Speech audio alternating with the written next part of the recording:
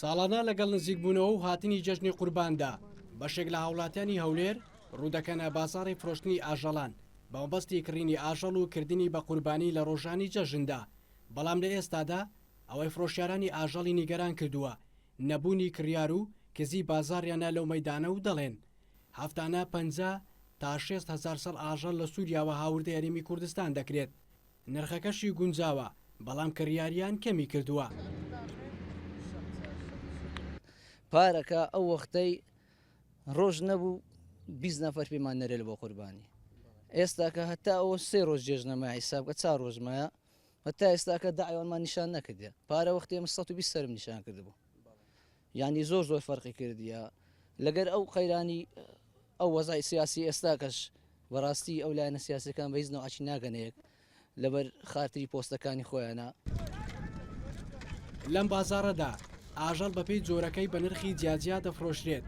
بەشێک لەو هاوڵاتیانەی سەردانی بازاڕەکەش دەکەن دەڵێن کەمی موچە و ئەو قەیرانە دارایی لە ئارادایە کاری کردوتە سەرگوزەرانیان و وەک ساڵانی پێشوو ناتوانن ئاژەڵ بکەنە قوربانی.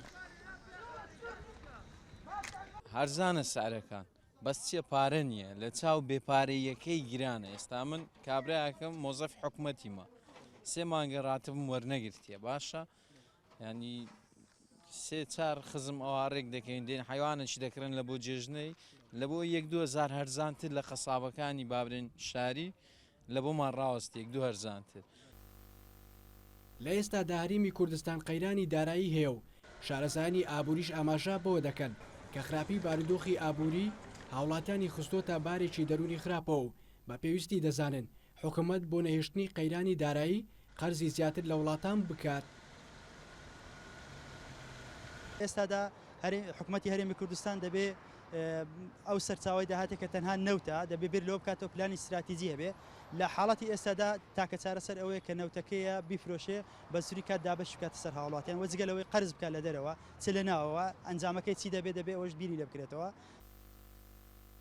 لە ساڵی ڕابردووەوە هەرێمی کوردستان تووشی قەیرانی دارایی بووە و موسەی فەرمانبەران لە کاتی خۆیدا دابەش ناکرێت. شیراز عەبدوڵڵا NRT هەولێر.